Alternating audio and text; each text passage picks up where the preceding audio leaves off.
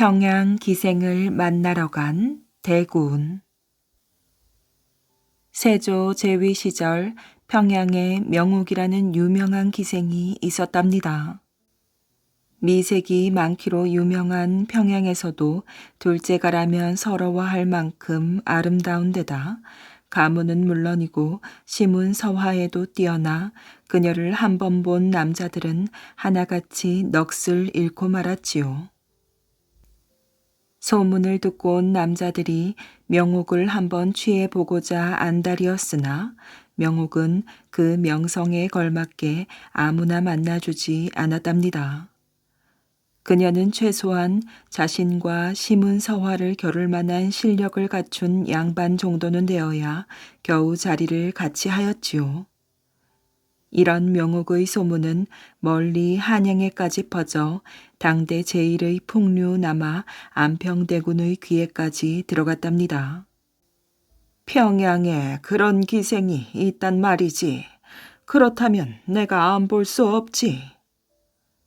안평대군이 한참 평양 갈 생각에 잠겨있던 어느 날 문 밖에서 최성달이라는 사람이 뵙기를 청한다는 전갈이 왔답니다. 들라하게. 잠시 후 문을 열고 들어온 사내는 갓 20이 넘은 듯 보이는 젊은이였어요. 처음 뵙겠사옵니다. 소인 최성달이라 하옵니다. 최성달은 안평대군에게 공손히 절을 하였지요. 소인 익히 대감의 필명을 듣고 한번 뵙고자 찾아왔습니다.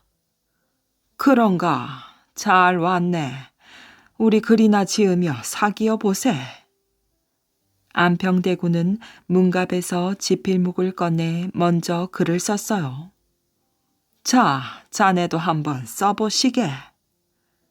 소인은 그다지 잘 쓰지 못하옵니다. 이렇게 말하며 최성달은 붓을 받아 글을 써내려 갔어요. 안평대군은 최성달의 글을 유심히 살펴보았지요. 그다지 신통하지 못하군. 최성달의 글씨는 정갈하기는 했으나 별다른 느낌이 없었답니다. 실망한 안평대군은 그와 몇 마디 더 나누고는 작별을 고하였지요. 내 급히 갈 곳이 있어 더 이상 지체할 수가 없구려. 아쉽지만 다음에 또 오시겠소? 예, 그럼 오늘은 이만 물러가겠습니다. 최성달은 인사를 한 후 방을 나갔어요. 안평대군은 최성달이 나가자 다시 붓을 들었지요. 이왕 간 먹이라 한 잔 더 써보고 싶었던 것이었답니다. 이 정도야 누구나 쓸 수 있지. 안평대군은 최성달이 글을 써놓은 종이를 걷어내며 생각하였어요. 아니, 이게 뭐지? 기묘하게도 그 밑에 깔린 종이에 최성달의 글씨가 또렷이 박혀 있었어요. 거참 먹이배인 모양이군. 안평대군은 다시 종이를 걷었답니다. 그런데 그 밑에 있는 종이도 마찬가지였어요. 그렇게 너덧장에 최성달의 글씨가 한 판에 박은 듯 또렷이 박혀 있었지요. 이런, 내가 사람을 잘못 보았군. 여봐라, 지금 나가신 손님을 어서 다시 매셔오너라. 하지만 최성달은 이미 멀리 떠나고 없었답니다. 그러던 며칠 후 최성달이 다시 찾아왔어요. 안평대군은 그를 보자 마루까지 나가 반갑게 맞이하였지요. 자네야말로 진정 명필일세 그려. 내 전날은 자네를 몰라보고 그만 결례를 범했네. 미안하이. 아닙니다, 나리. 소인이 어찌... 이렇게 해서 안평대군은 최성달을 가까이 두게 되었답니다. 그리고 그렇게 벼르던 평양 유람에도 그를 데리고 갔답니다. 안평대군의 일행이 평양에 도착하자 그의 행차를 미리 알고 있었는지 평양 감사까지 마중을 나왔어요. 안평대군은 평양을 두루 둘러보았지요. 그러나 안평대군이 그 무엇보다 보고 싶었던 것은 조선 제1을 자랑하는 평양의 경치가 아니라 바로 기생 명옥이었어요. 알아서 연회를 준비하겠지. 안평대군이 기대했던 대로 평양 감사는 그들을 연광정으로 안내하였답니다. 그곳에는 이미 많은 음식과 기생들이 대기하고 있었어요. 그럼 그렇지. 어디 누가 명옥인고? 안평대군은 연광정에 오르며 기생들을 쭉 살폈답니다. 허허, 저 아이로구나. 안평대군의 눈길은 단번에 한 기생에게 멈추었어요.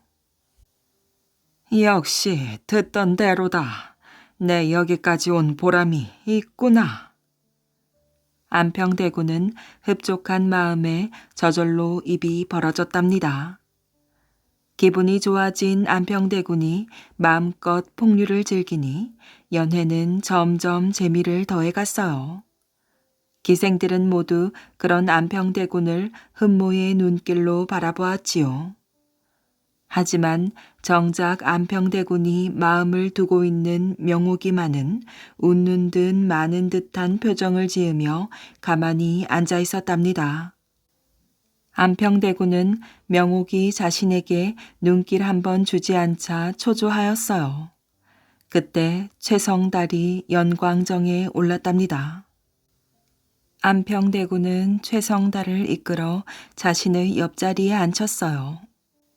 자, 여기 최공의 글씨가 범상치 아니하니 우리 같이 즐겨봅시다. 안평대군은 최성달 앞에 지필묵을 대령케 하였지요. 최성달은 먹을 간 뒤 영광정에 모인 사람들을 한번 둘러보더니 단번에 글을 써내려 갔어요. 안평대군은 살며시 명옥을 바라보았답니다. 과연 명옥은 최성달의 글씨에 관심이 있는 듯 하였어요. 최성달이 글을 다 쓰고 나자 명옥은 미소를 지으며 아예 그 옆으로 자리를 옮겨 앉았지요. 서방님의 글을 보아하니 악기에도 능숙하실 것 같사옵니다. 명옥이 밝은 목소리로 최성달에게 말을 걸었어요. 글쎄, 잘하지는 못하오만. 최성달이 말끝을 흐리자 명옥은 안평대군에게 말하였어요. 대군날이 나리께서 허락해 주신다면 소녀 최서방님의 검은고 장단에 맞춰 노래 한 곡 하고자 하옵니다. 명옥이 생긋 한번 웃어 보이자 안평대군은 넋이 나간 듯 흔쾌히 허락하였어요. 그거 좋은 생각이구나. 그리해 보겠소, 최공. 그럼 미련한 솜씨나마 해보겠습니다. 이에 명옥이 먼저 소리를 시작하자 뒤이어 최성달이 검은고 줄을 당겼답니다. 명옥의 노랫소리는 애원하는 듯 했고 최성달의 검은고 소리는 그것을 청아하게 반기는 듯 하였답니다. 두 사람의 소리는 절묘한 조화를 이루며 영광정을 가득 채웠지요. 지나는 구름도 그 소리에 멈추는 듯 하였어요. 안평대군을 비롯하여 그곳에 둘러앉은 사람들은 한동안 넋을 잃고 듣고 있었지요. 마침내 그들의 연주가 끝났답니다.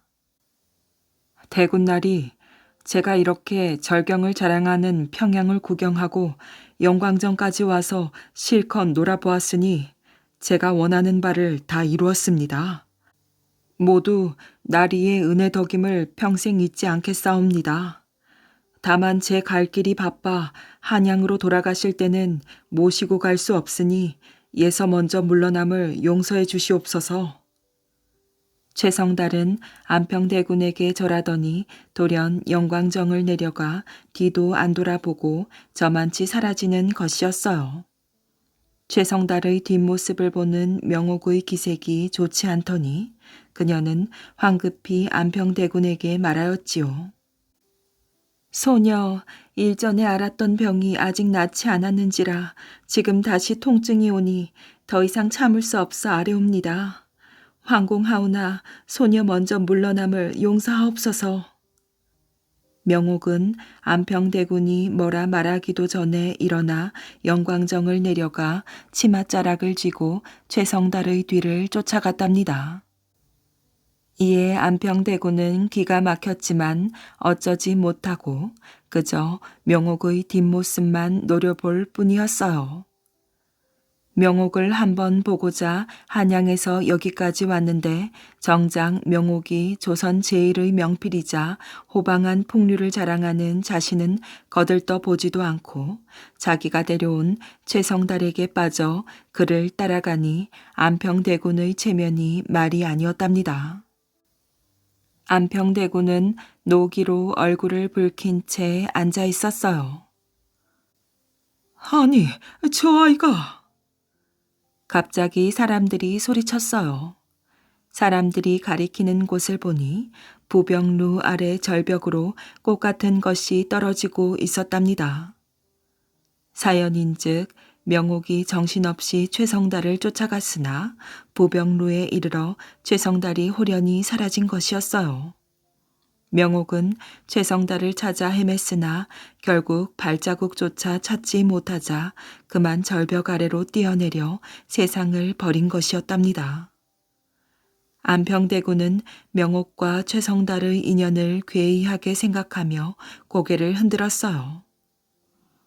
어찌 이런 일이 괴이하도다 괴이해. 안평대군의 귓가에는 아직도 명옥과 최성달이 어우러낸 가락이 울려 퍼지고 있었답니다. 개미를 구하고 장가든 아이. 옛날 어느 마을의 한 부잣집에 나이 어린 머스마이 하나가 살고 있었답니다. 머스마이는 나이가 어려도 퍽 상냥하며 주인이 시키는 일을 고분고분 잘하였지요. 그래서 주인도 이 머스마이를 매우 사랑하였어요. 그런데 어느 날 이 집 주인의 친구가 먼 곳에서 볼 일이 있어 이 집을 찾아왔지요. 주인의 친구는 사람의 상을 잘 본다는 유명한 관상쟁이였답니다. 그 소문은 널리 퍼져 모르는 사람이 없을 정도였어요. 그런데 이 관상쟁이가 그때 마당을 쓸고 있던 머스마이를 한참 동안 유심히 바라보더니 아주 놀라운 비밀을 주인에게 털어놓았어요. 여보게, 하마터면 큰일 날 뻔했구먼. 아니, 자네 벼랑간 그게 무슨 뚱딴지 같은 소린가? 사람 참 싱겁기는 밑도 끝도 없는 소리를 하는구먼. 아닐세, 큰일이야. 정말 큰일이야. 저의 말일세. 허허, 참, 이 사람이 원? 갑자기 실성을 했나? 그래, 저 멀쩡한 애가 어쨌단 말인가? 어디 사람이라도 죽였단 말인가? 주인은 아예 관상쟁이의 말을 고지 들으려고 하지 않았답니다. 그저 장난으로 하는 농담으로만 들었지요. 그러나 관상쟁이는 아주 정색을 하며 다시 다급하게 말하였어요. 바로 그걸세, 맞았어. 저 아이가 앞으로 살인을 하겠네. 저 아이의 얼굴에 그렇게 씌여 있어. 잔말 말고 오늘 당장 저 아이를 쫓아내게. 만약 내 말을 듣지 않고 있다가 저 애가 살인이라도 하면 자넨 큰일 아닌가? 참으로 관상쟁이는 놀랍고 끔찍한 말을 하였어요. 그러나 주인은 친구의 말이 어째 시답지 않고 믿어지지 않았답니다. 허, 자네 무슨 소리를 그렇게 함부로 하는가? 생사람 잡을 소리를 하는구먼. 아니야, 자네가 알다시피 난 관상쟁이 아닌가. 마당을 쓸고 있는 저 아이의 상을 보니 머지않아 틀림없이 사람을 죽일 상을 쓰고 있네. 어서 당장 쫓아내게. 이 사람아, 자네가 아무리 상을 잘 본다지만 저 아이는 잘못 보았네. 상냥하고 부지런하여 나무랄 데가 없는 아일세. 허허, 이 딱한 사람 좀 보았나. 어디 머스마이가 저 아이뿐인가. 새 머스마이를 다시 구하면 될 걸 고집만 부리네. 후회 말고 내 말을 듣게나. 만사는 좋은 게 좋은 걸세. 친구가 끈덕지게 충고를 하자 주인도 더는 반대하고만 있을 수가 없었답니다. 만약에 친구 말 맞다나 그 아이가 살인이라도 하는 날이면 큰일일 뿐더러 또 반드시 그 아이를 써야 할 만큼 머스마이가 귀한 것도 아니었지요. 이리하여 머스마이는 마침내 그 집에서 쫓겨나고 말았어요. 그야말로 아닌 밤중에 벼락이라도 떨어진 격이었지요. 머스마이는 눈물을 흘리며 주인과 작별을 하였답니다. 오래도록 정든 주인 집을 떠나자니 발이 제대로 떨어지지 않았어요. 또 어느 집으로 가서 머슴살이를 할까 하고 걱정을 하며 힘없이 걸어가는데 갑자기 장대 같은 소나기가 퍼부었답니다. 머스마이는 개울가 나무 그늘로가 비를 피하고 섰답니다. 금방 누런 개울물이 불어서 소리치며 흘러갔어요. 참으로 이상한 날씨였지요. 머스마이는 나무 그늘에 서서 굵은 빗방울을 맞으며 개울물을 멍하니 쳐다보았어요. 그런데 그 개울물에 많은 개미들이 떠내려오고 있었답니다. 머스마이는 개미떼를 보자 몹시 불쌍한 생각이 들었어요. 어찌 생각하면 집을 쫓겨나 의지할 데 없는 자기 신세와도 같다는 생각이 들었지요. 저대로 떠내려가면 죽을 것이 뻔하였어요. 저 개미를 살려주자. 개미도 살려고 태어났는데 홍수 때문에 죽는다면 얼마나 억울할까. 이렇게 생각한 머슴 아이는 나뭇가지를 꺾어서 떠내려가는 개미를 모두 건져 주었지요. 개미들은 처음엔 얼떨떨한지 수염을 비비다가 어디론지 기어가 버렸어요. 그런데 비는 그쳤으나 개울물이 불어서 건너갈 수가 없었답니다. 그리고 건너가 보았자 갈 곳도 없었지요. 머스마이는 나무 그늘에서 나와 어디로 갈까 망설이다가 퍼뜩 생각 하나가 떠올랐어요. 옳지, 되돌아가자. 주인집으로 되돌아가자. 머슴살이 할 때를 구할 때까지만 더 있게 해달라고 부탁을 해보자. 원래 인심이 후한 주인이니까 그런 청쯤은 들어줄 거야. 이렇게 생각한 머스마이는 다시 주인집으로 되돌아가기로 하였답니다. 이윽고 머스마이가 다시 되돌아오자 주인은 깜짝 놀랐어요. 얘야, 다른 데로 가라고 했는데 왜 다시 되돌아왔느냐? 그러자 옆에 앉았던 관상쟁이도 눈을 휘둥그렇게 뜨더니 주인의 말을 가로막았어요. 관상쟁이는 비가 내려 자기 집으로 돌아가지 못하고 그날 친구네 집에서 묵으려던 참이었지요. 여보게, 저 아이를 잠시 밖에 나가 있게 하게. 내 자네에게 할 기묘한 말이 있네. 어서 좀 내보내게. 관상쟁이는 자꾸 주인을 채근하였어요. 그래서 주인은 궁금하기도 해서 머스마이에게 잠시 나가 있다가 부르거든 다시 들어오라고 하였답니다. 이 사람아, 또 무슨 말인가? 저 아이가 그래 기어코 사람을 죽이기라도 했단 말인가? 아니네, 사람을 죽이다니 원 천만의 말씀. 저 아이의 상이 달라졌네. 이 사람 점점 실성을 하나 보지? 아깐 그 아이의 상이 사람을 죽일 상이라더니 그게 무슨 말인가? 그래, 사람의 사주팔자를 나타내는 상이 쓰고 있는 그대로지 어디 변하는 법이 있는가? 주인은 하도 이상해서 친구에게 다그쳐 물었답니다. 그럼 사람의 상이란 얼마든지 바뀌는 것일세. 내가 남의 상을 보는 관상쟁이라 실없는 소리를 한다고 자넨 나를 비웃을지 몰라. 사실 엉터리 관상쟁이는 사람의 상이란 평생토록 바뀌지 않는 것이라고 믿고 있다네. 허나 그건 잘못이야. 사람의 상이란 나날이 바뀌어 달라질 수도 있는 것일세. 가령 어릴 때 모든 것이 뜻대로 안 되어 늘 콧잔등을 찡그리면 콧잔등에 주름이 생기는 법일세. 관상쟁이는 그걸 보고 그 사람에겐 불평이 많다는 것을 알 수 있거든. 그러나 그 아이가 자라서 모든 것이 뜻대로 척척 잘 되면 콧잔등의 주름이 확 펴져 버린단 말이야. 그러니 상이 바뀌지 않을 수가 없지. 저 아이도 아까 내가 상을 볼 때엔 분명히 사람을 죽일 상을 쓰고 있었단 말이야.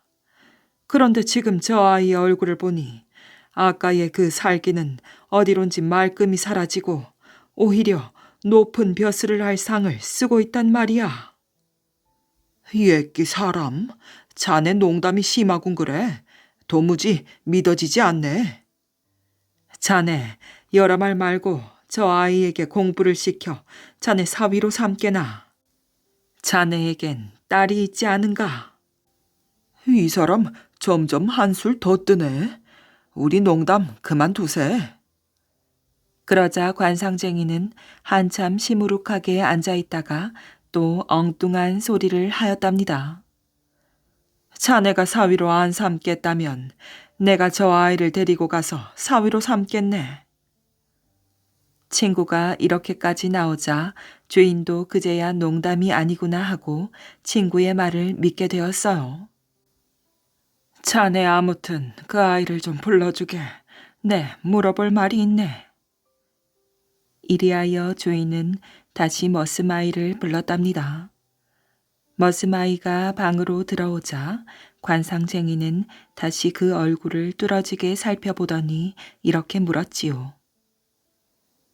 얘야, 네가 아까 그 집을 나간 뒤에 무엇을 어떻게 했는지를 내게 좀 말해보아라.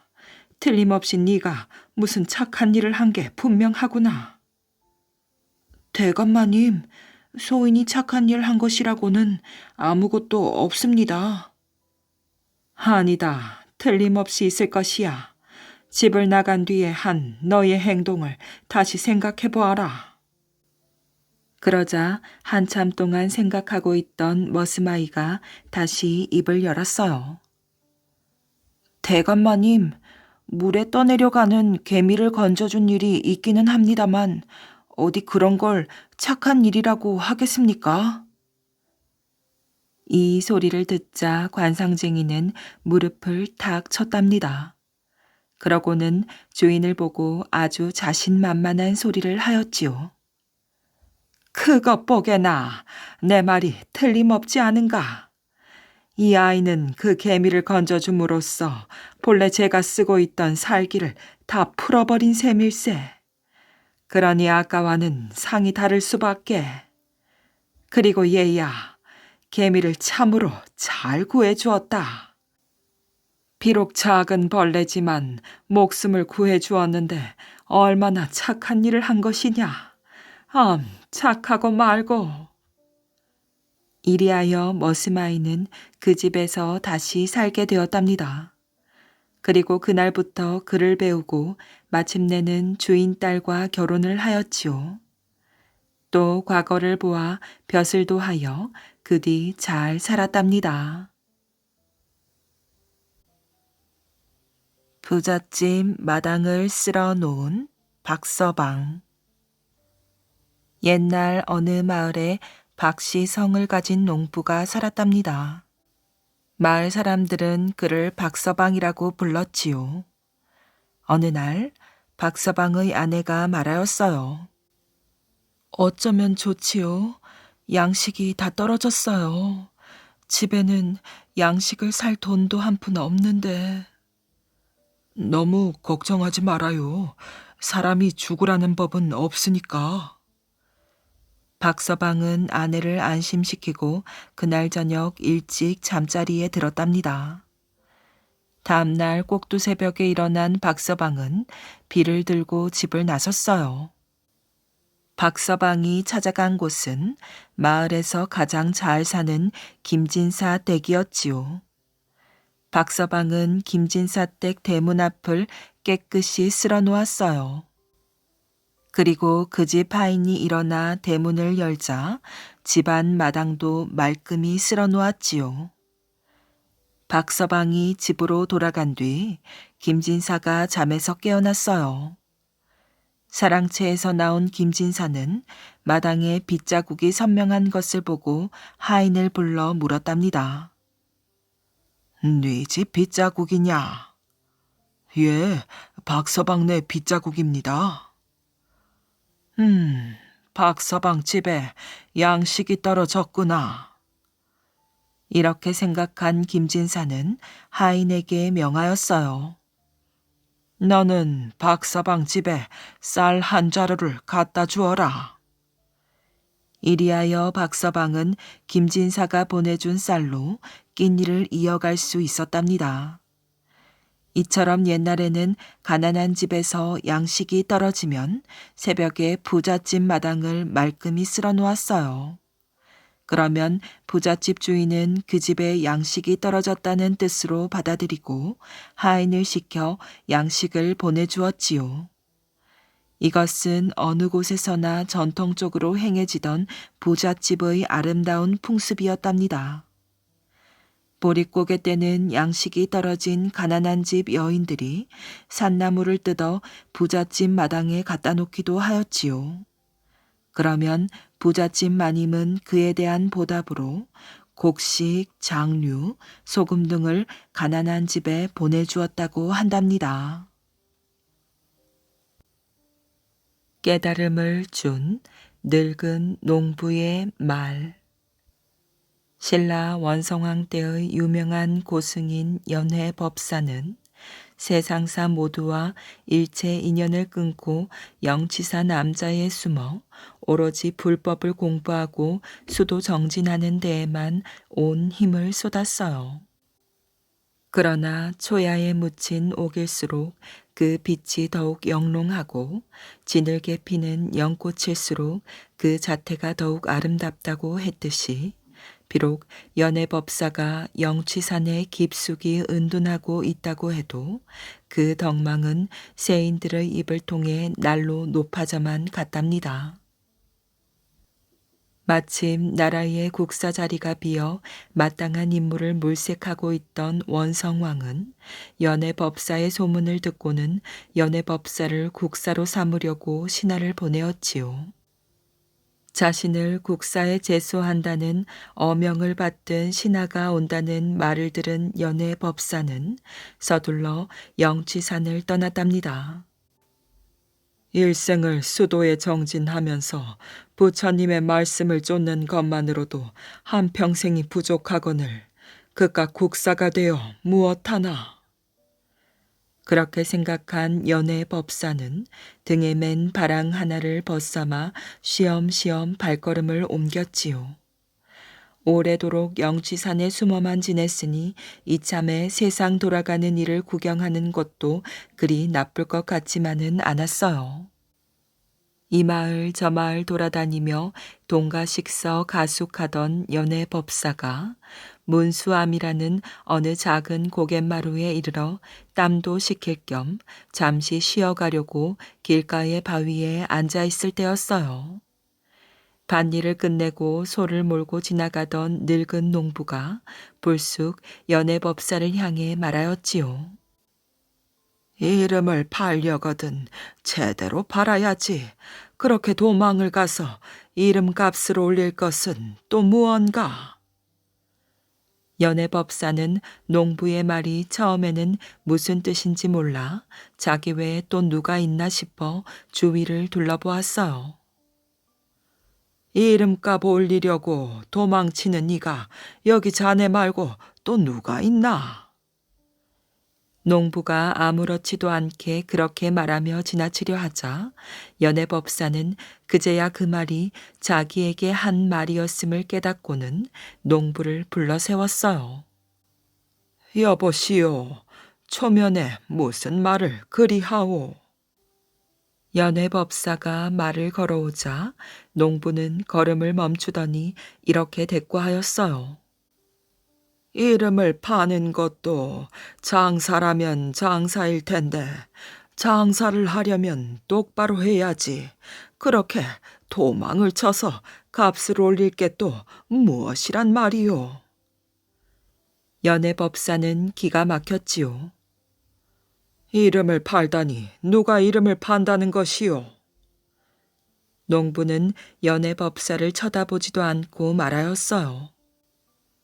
채 한 몸 잘 되자고 입산수도를 할 요량이면 부처는 세상에 불법을 퍼뜨리지도 않았을 것을. 어허.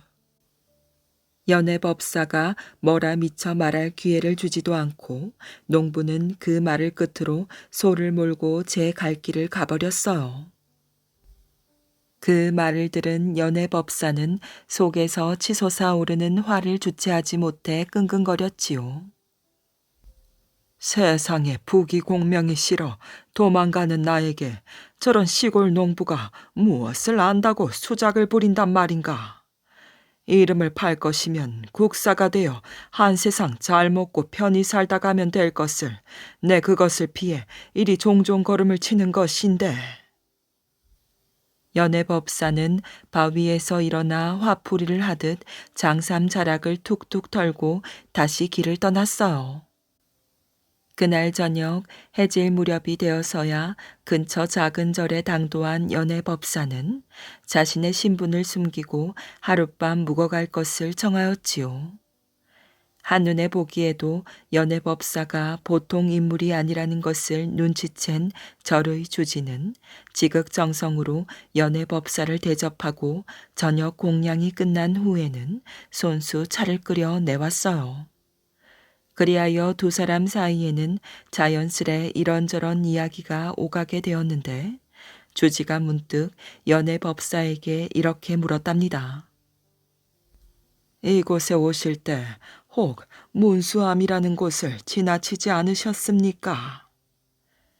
연애법사는 낮의 일이 다시 떠올라 기분이 언짢아지는 듯해서 절로 인상을 찌푸렸지요. 지나쳐 오기는 왔습니다만. 연애법사가 말끝을 흐리는데도 아랑곳 없이 주지가 재차 물었어요. 그곳에서 소를 모는 늙은 농부 한 사람을 못 보셨는지요? 소를 모는 농부라는 말에 연애법사는 주지의 얼굴을 정면으로 바라보았어요. 보았긴 보았습니다만. 역시 연애법사가 말끝을 흐리는데도 주지는 계속 말을 이었지요. 그 농부가 아무 말도 없었습니까? 연애법사는 아무 말도 할 수가 없었어요. 농부와의 일을 얘기하면 자신의 신분이 탄로날 것이 뻔한 까닭이었지요. 그 늙은 농부가 겉보기엔 그래도 범상치 않은 인물입니다. 세상의 이치를 모두 꿰고 있지요. 이 근방 여러 마을에서 모르는 이가 없을 정도입니다. 모두들 그 늙은 농부를 일러 문수암의 성인이라 하여 문수대성이라고 부른답니다. 조지의 말을 들으면서 연애법사는 조심스럽게 깨닫는 것이 있었어요. 조지가 돌아가고 빈방에 홀로 남게 된 연애법사는 조용히 오늘 낮에 있었던 일을 반추해 보았어요.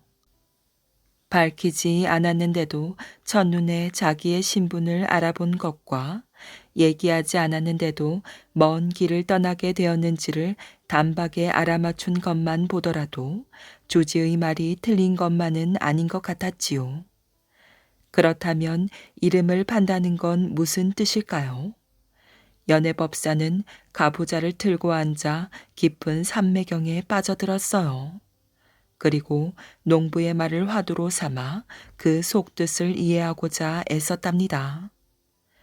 법당 처마 끝에서는 맑게 풍경이 울렸어요. 바람이 몸 뒤척이는 소리도 가끔 문풍지를 쓸고 갔지요. 그럴수록 연애법사의 삼매경은 깊어갔고 어느 순간 해안이 열리며 마음이 평온해지는 것을 느낄 수 있었답니다. 그렇다. 내가 국사의 자리에 오를 만큼 이름이 났다면 그 이름 또한 내가 낸 것이 아니겠는가?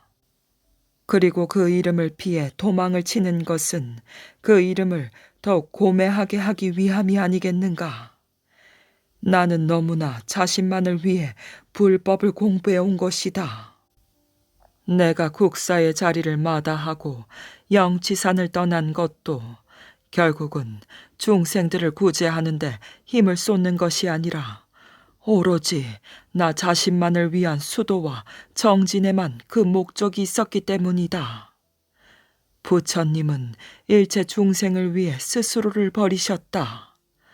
내가 국사의 자리에 오른다고 해서 부귀와 공명을 쫓는 것인가? 아니다. 그 모든 것은 내 본심에 있는 것이다. 취할 것만 취하고 버릴 것은 버리면 된다. 돌아가자.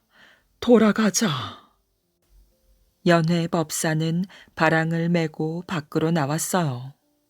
새벽빛이 비추려면 아직 이른 시간이었지요. 연회법사는 법당을 향해 합장을 한 뒤 문수함이 있는 쪽을 향해 또 한 번 합장을 올렸어요. 그리하여 연회법사는 원성왕의 명을 받아들여 국사의 자리에 올라 성심을 다해 중생을 구제하는 데 남은 생애를 보냈답니다. 벼루를 깨뜨린 꾀보. 어느 시골 글방에 훈장이 있었답니다. 훈장은 어찌나 아이들을 무섭게 다루는지 호랑이 훈장님으로 불리었지요.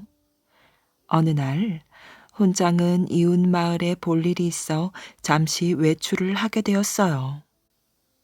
내가 다녀올 동안 오늘 배운 문장을 통째로 외워라.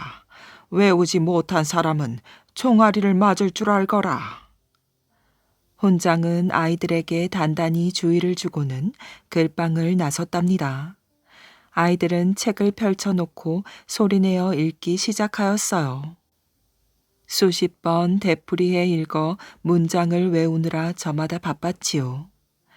그런데 그 중에서 한 아이가 슬그머니 일어섰답니다.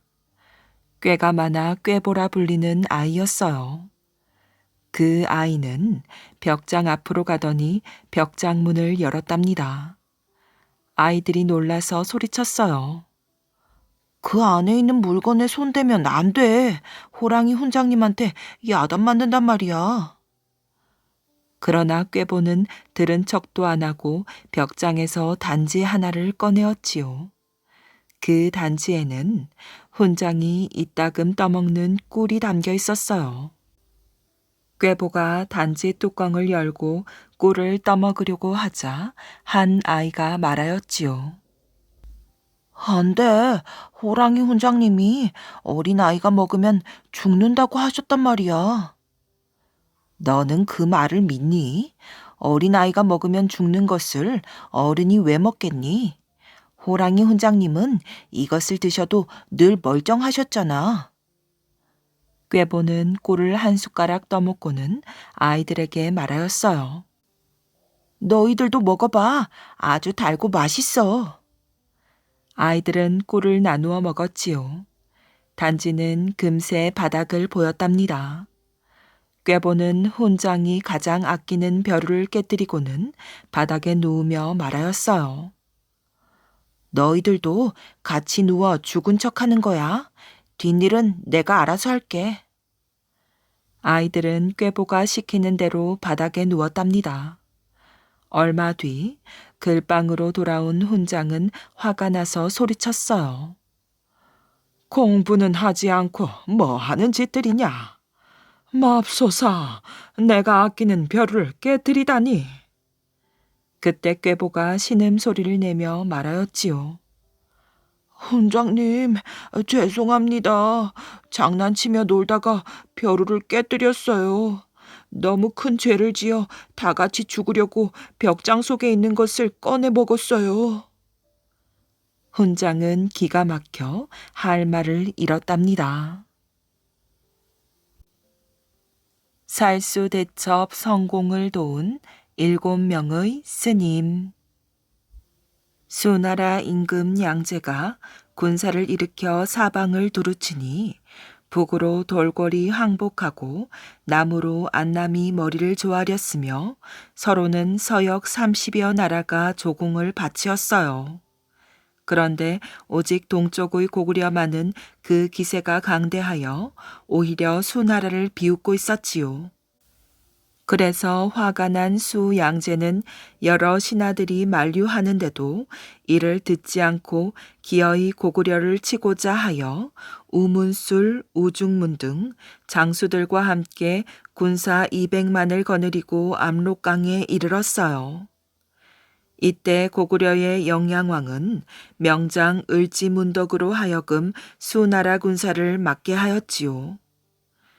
을지문덕은 왕의 명을 받고 적진으로 달려나가 거짓 항복한 채 하며 그 형세를 살핀 뒤에 돌아왔어요. 그제서야 우문술과 우중문은 을지문덕에게 속은 것을 깨닫고 을지문덕의 뒤를 쫓아 압록강을 건너 무서운 기세로 쳐내려 왔답니다. 을지문덕은 이미 먼 길을 달려온 수나라 군사들이 굶주리고 지쳐 있다는 것을 알고는 그들을 아주 진이 빠지게 하려고 싸우는 척하다가 짐짓 패한 것처럼 뒤로 물러나곤 다시 물러나곤 하였어요. 고구려 군사는 하루에 7번을 싸워서 일부러 7번을 다 져주었던 것이랍니다. 그러자 수나라 군사들은 저희들의 기세에 우쭐하여 자꾸 밀고 내려와서는 마침내 현재의 청천강인 살수를 건너 평양성에서 겨우 30여 리밖에 안 되는 곳까지 이르렀어요. 그제서야 을지문덕은 산을 배경으로 진을 치고는 적장 우문술에게 그만큼 싸움에 이겼으면 그 공이 충천할 것이요. 그러니 이제는 그만 군사를 거두어 돌아가면 곧 나아가 항복을 하겠소. 하고 항복하는 듯한 내용의 편지를 보냈으니 그것은 곧 을지문덕의 술책이었답니다. 이 편지를 받아든 우문술이 부하 장졸들을 돌아보니 그 피폐함이 이루 말할 수 없는지라 다시 싸움을 한다면 고구려를 이길 수가 없을 것 같았어요. 그래서 을지문덕의 청대로 우문술이 말머리를 돌리니 이때다 하고 을지문덕은 군사를 휘몰아 사면으로 공격해왔지요. 전혀 의외의 방면에서 기습 공격을 당한 수나라 군사들은 갈팡질팡하다가 목숨을 잃는 자가 부지기수였답니다. 고구려 군사에게 쫓겨 수나라 군사는 앞서 자기들이 건너왔던 살수에 다다르게 되었어요. 을지문덕은 수나라 군사를 이 살수에서 수장시키려고 온 정성을 기울였으므로 천하를 주름잡던 수나라 군사들은 을지문덕의 기묘한 전술을 당하지 못하고 흐르는 강물에 빠져 대부분 목숨을 잃고 말았답니다. 그리하여 처음 살수를 건너온 수나라 군사는 30만 명이었으나 요동성으로 살아 돌아간 군사는 겨우 2,700명밖에 되지 않았던 것이지요. 그런데 을지문덕이 이 살수 대첩을 성공시키는데 크게 도움을 준 7명의 스님 이야기가 따로 전해오고 있답니다. 고구려 군사에게 한창 쫓겨가던 수나라 군사들이 살수에 이르렀는데 타고 건너갈 배가 없었지요. 이때 스님 7명이 강가에 나타나더니 서로 이런 이야기를 주고받았어요. 어떻게 건너갈까? 그게 무슨 걱정인가? 바지나 걷고 건너세. 그렇게 함세. 그러고 나서 스님들은 주저하지 않고 바지만 걷고 태연히 살수를 건너가는 것이었어요. 건널 배가 없어 발을 동동 구르며 어찌할 바를 모르던 수나라 군사들도 스님들이 바지를 걷고 그냥 건너는 것을 보더니 됐네. 우리도 저 중들처럼 뒤를 따라 건너가세. 그러세 강이 그리 깊지 않은 모양이야. 하면서 앞을 다투어 강물에 뛰어들어 스님들 뒤를 따라 건너다가 그만 모두 깊은 물속에 빠져 죽고 말았답니다. 이 7 스님 덕분에 수많은 수나라 군사들을 물리칠 수 있었기 때문에 그 후 그들을 기념하기 위해서 왕명으로 청천강 하류인 안주 북쪽에 절을 짓게 하고 그 절의 이름을 칠불사라고 지었답니다. 묘향산의 돌무덤과 호랑이. 옛날 개금이 아버지는 사냥을 즐겨 했답니다. 어느 해 가을이었어요. 깊은 산중에 들어갔다가 날이 저물어 고생을 한 적이 있었지요. 마을로 내려와 보니 사람들이 길에서 불을 지펴놓고 있었어요. 젊은 남자들은 칼과 도끼도 들고 있었지요. 그 중에 한 노인이 개금이 아버지를 보고 경계하였답니다. 어디서 오는 길손이길래 이 밤중에 산에서 내려오는 게요? 아버지는 길을 잃게 된 사연을 얘기하였지요. 이 마을에 무슨 일이 있습니까? 노인은 짚고 있던 지팡이로 길가 우리 안에 있는 호랑이를 가리켰어요. 저 호랑이는 우리 마을에 있는 소를 3마리나 물어간 놈이요. 저 놈을 잡으려고 무척 애를 썼는데 오늘 밤에야 우리 손에 잡힌 것이요. 개금이 아버지는 호랑이를 자세히 구경하였어요. 발톱이 굵고 뼘마디가 늘씬한 것이 용맹스런 호랑이가 틀림없었지요. 비록 짐승이기는 하나 너의 젊음과 용맹이 아깝구나. 길손의 말에 호랑이는 머리를 숙이는 것이었어요. 그럼 시작할까요, 할아버지? 그래, 조심해서 쳐라. 할아버지의 허락이 떨어지자 젊은이들은 칼과 도끼를 들고 호랑이에게 다가왔어요. 우리 안에 갇힌 호랑이도 불안한 듯 으르렁거렸답니다. 잠시만요. 저놈을 죽인다 해도 뒷일을 알 수가 없으니 제게 파십시오. 천냥을 드리리다. 개금이 아버지는 젊은이들을 가로막았어요. 천냥이요? 길손께서는 저놈을 어디에 쓰려고 그러시오? 내가 헛소리를 하는 것 같소? 내 천냥을 드릴 터이니 대신 저 호랑이와 호랑이가 먹을 만한 것을 내게 좀 주시오. 개금이 아버지는 놀란 호랑이를 달래가지고 집으로 돌아왔어요. 호랑이를 집에 데리고 온 아버지는 정성껏 키웠답니다. 이제 때가 되면 너와 내가 용맹을 떨칠 수 있을 것이다. 아버지는 호랑이의 머리를 쓰다듬으며 말하였어요. 세월이 흘러 호랑이는 더 크게 자라고 아버지는 늙었답니다. 어느 날 집에서 키우는 개와 호랑이가 함께 놀고 있었어요.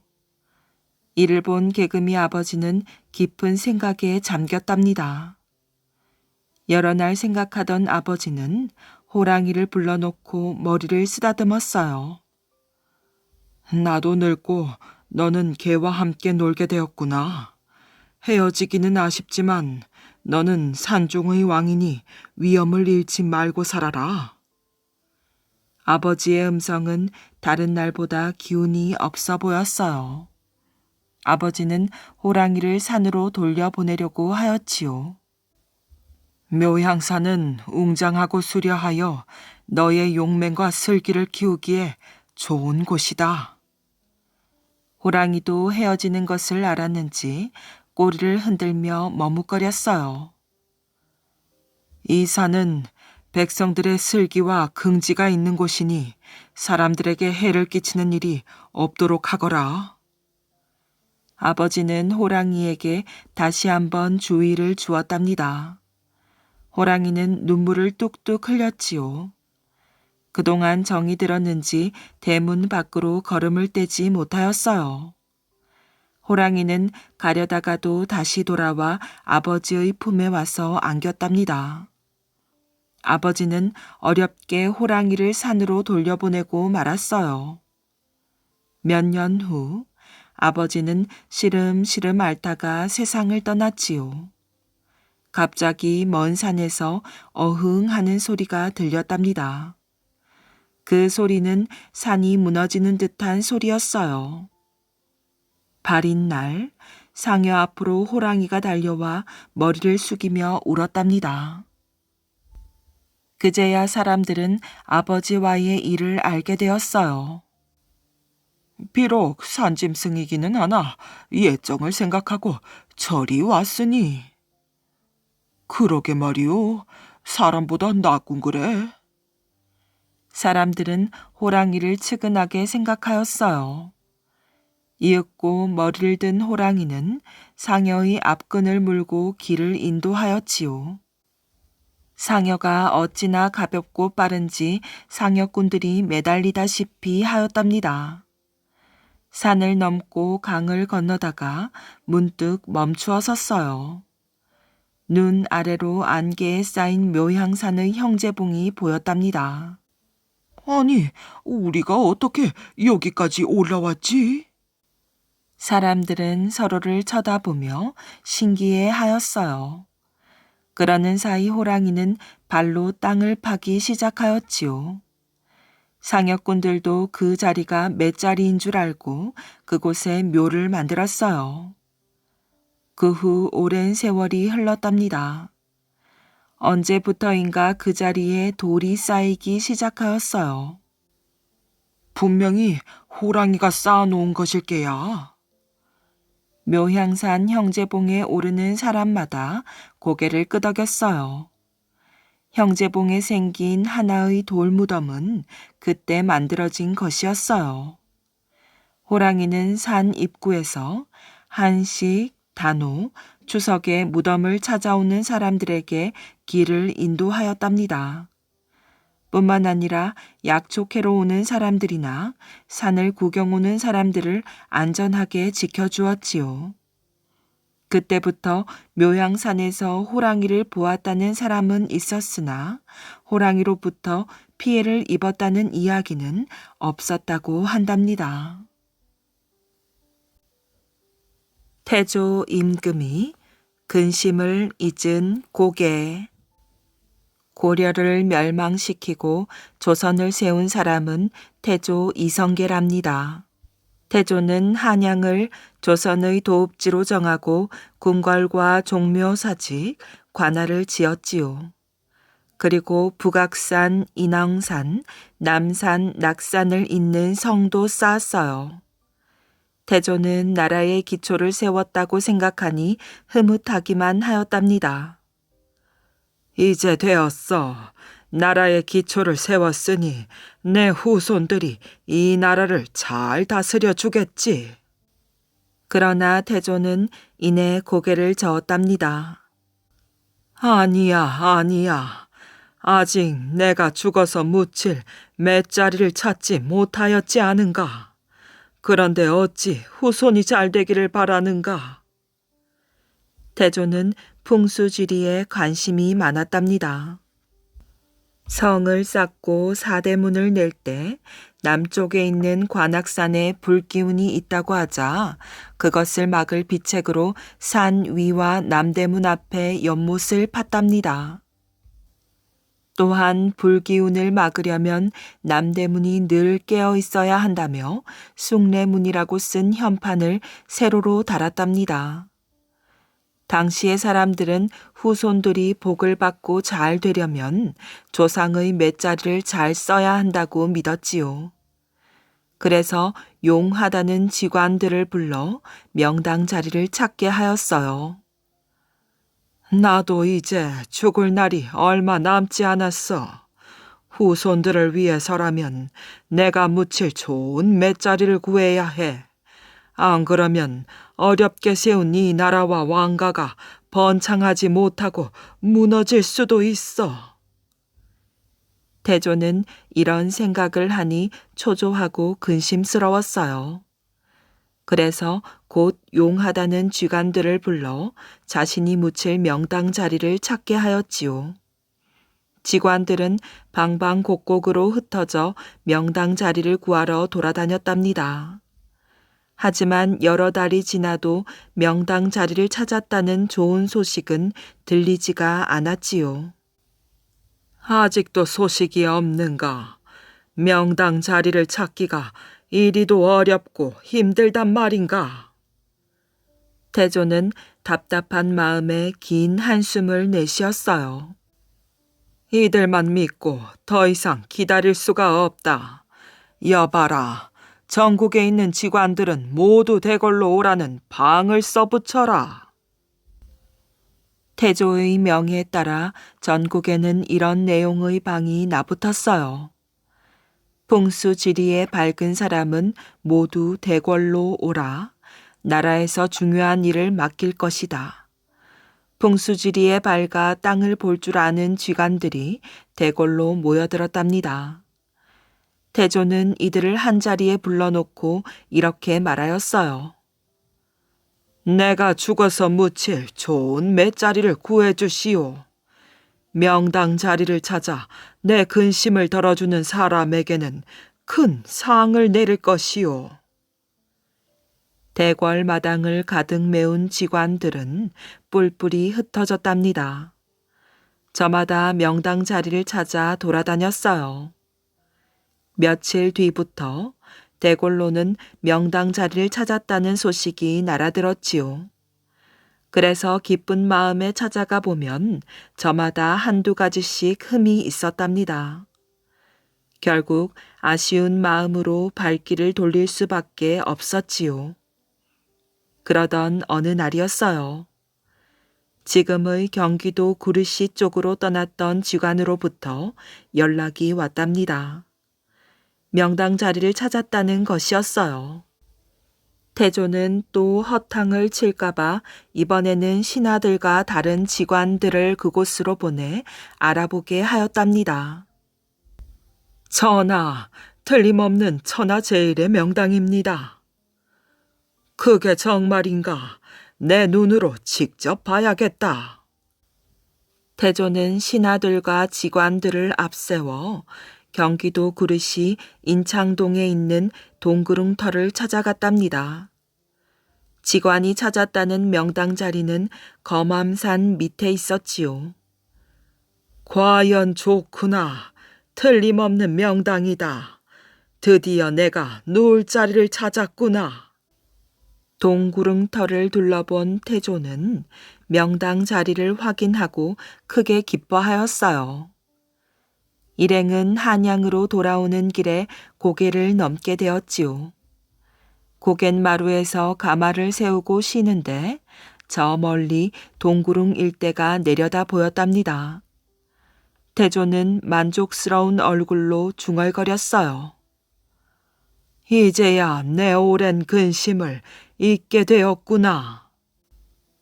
이때부터 태조가 가마를 세우고 쉬었던 고개는 근심을 잊은 고개라 하여 근심우 잊을 망을 써 망우고개라 불렸고, 망우고개가 있는 산은 망우산, 그 동네는 망우리가 되었답니다.